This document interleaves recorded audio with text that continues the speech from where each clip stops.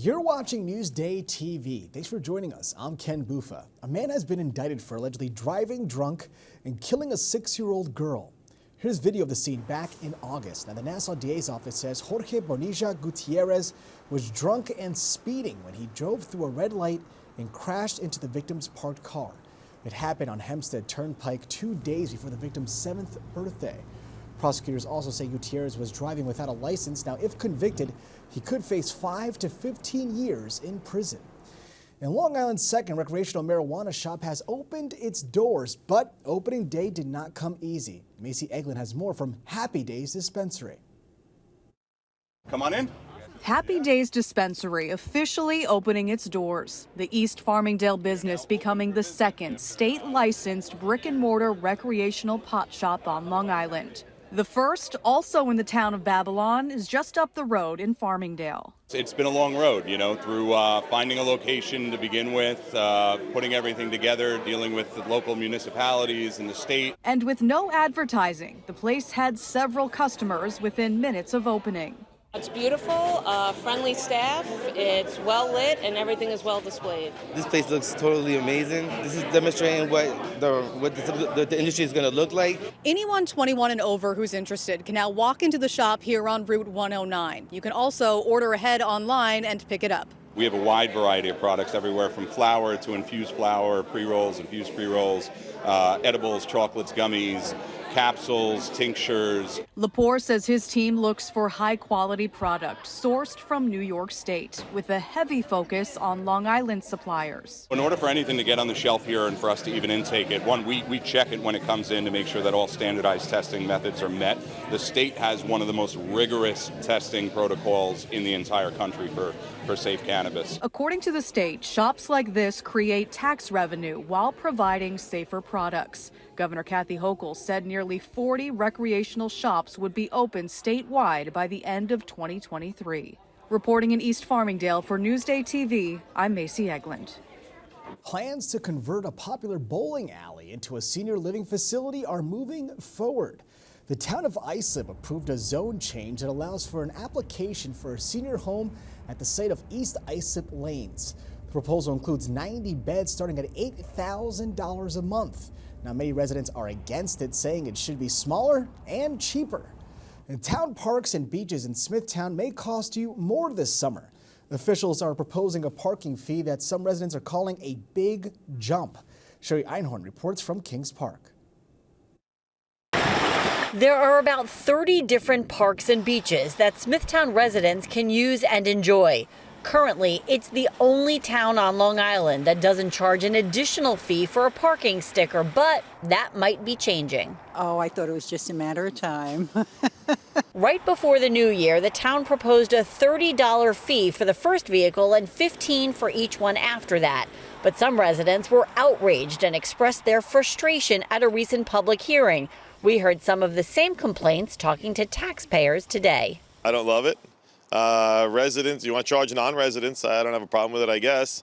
But for people who pay taxes in the town, doesn't seem like something that should be added on. The town supervisor tells me the board is currently reconsidering the initial proposal and hopes to have something new out to the public in the next couple of weeks. I have recommended senior citizens, veterans free, firefighters and EMS, $10 a car, and then the first car for the resident and any additional car, that's under discussion by the town council. Some people say going from nothing to $30 is a big jump, but agree some sort of a fee does seem fair. I would pay it because I want to go to the beach.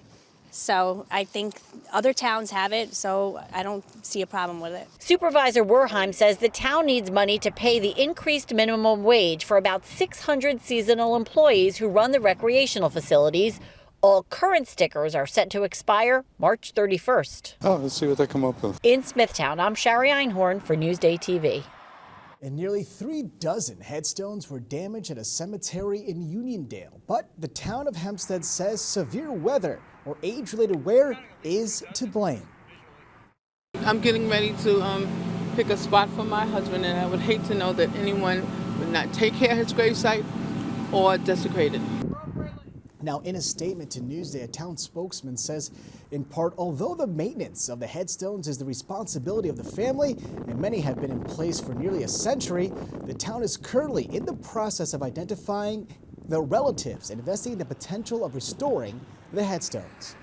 And Dalvin Cook has left the Jets with one game left in the season.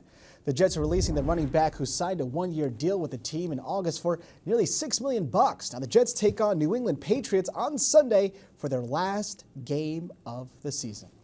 All right, let's take a look at your Long Island weather, shall we? It's going to be a pretty moderate day for tomorrow. You can see today we're in the 30s, and tomorrow there's partly cloudy skies. Taking a closer look at tomorrow, you can see it's going to be in the low 40s, if not high 30s, with a mix of sun and clouds overhead.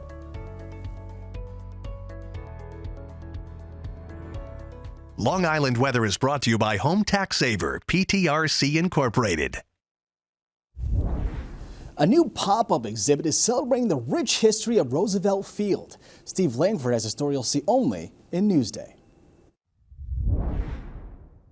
Most, I would say the majority of Long Islanders don't know the rich history that took place here at Roosevelt Field. Roosevelt Field, the airport, that is, that preceded Roosevelt Field, the mall, where a pop-up exhibit curated by the Cradle of Aviation Museum has just opened to show and tell the incredible story of what was on this very property a century ago, the Mecca of aviation. It was literally the most famous airport in the world in the 1920s and 30s. The world's premier airport, it was known as, where so many legendary aviation pioneers came to show off their stuff, including a man named Lindbergh, who in 1927 almost didn't make it off of Roosevelt Field, overloaded with fuel as he attempted to head toward Paris and into history. He did barely clear the trees on the eastern edge of the field at Merrick Avenue. There was a row of trees and telephone wires, and he did clear it, but not by a lot. From Long Island and beyond, crowds came to Roosevelt Field in those days to watch men and women defy the gods of gravity. This was the big activity on the weekend, to come out and watch airplanes fly. Most people on the planet at that point had never seen an airplane fly. But after World War II, this land became more valuable as the pioneers of shopping centers replaced those of flight, a commercial trend common in the annals of aviation. Here's a fun fact. By the 1930s, the Wright brothers got out of the aviation business, moved up here to New York, and got into real estate. The exhibit by the Cradle of Aviation Museum, expected to run into the new year at least, attracted a new fan on a quiet Tuesday morning at the mall. It is quite a remarkable sight to see, and I am happy to be standing here right now above history. At the very least, a change of pace for anyone weary of trudging around the mall. One part of the family may be shopping and the other part may be looking for something to do. Now boarding for a trip back to the historic origins of Roosevelt Field. Steve Langford for Newsday TV. Now that is pretty cool. And to read more about the new pop-up, go to Newsday.com. Click Get More below the Newsday TV video box.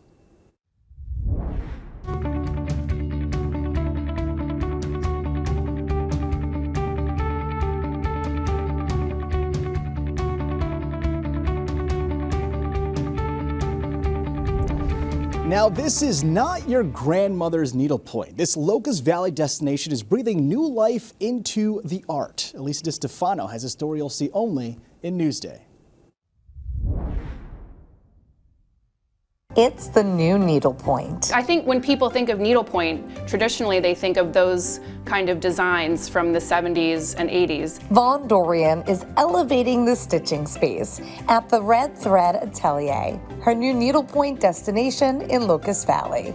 There are a lot of new designers, kind of more modern and chic, and I'm really trying to change everybody's perception of needlepoint and, you know, how awesome it is now. There is so much to look at in here. When someone comes in for the first time, what's the first thing that happens? Okay, so you come in and you're a little overwhelmed. Yes, but very. You have to pick up your first, they're called patterns or canvases. There's over 1,000 patterns to choose from, including lots of local love and cheeky sayings that will have you in stitches. This is a great beginner piece. Okay, I have never done this before, so I guess that would be... This is what you're going with. Next, we want to pick the color.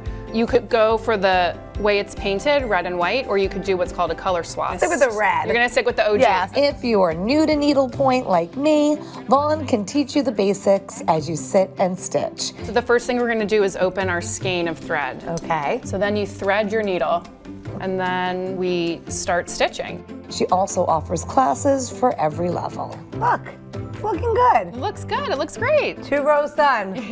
Thousands more to go. The applications of what you can do with needlepoint has really advanced. It's purses and laptop cases and sunglass cases, so it's a lot of fun, and there's something for everyone. I wanted to do something to also be a value add to my community. They're making something usually for somebody else, so they're giving back. So it's kind of like I'm the beginning of this pay it forward craft, and it's really inspiring and rewarding. Elisa DiStefano, Newsday TV. I'm gonna be here for a while. Got have a lot of patience too. Now to read more about this story, go to newsday.com. Click Get More below the Newsday TV video box. There's nothing like when you finish a story, you have this product that goes out to the world and hopefully brings some truth to, society. Newsday, covering Long Island like no one else can. You're watching Newsday TV. I'm Ken Buffa. Thank you so much for joining us. We leave you now with a look at your 7-day forecast.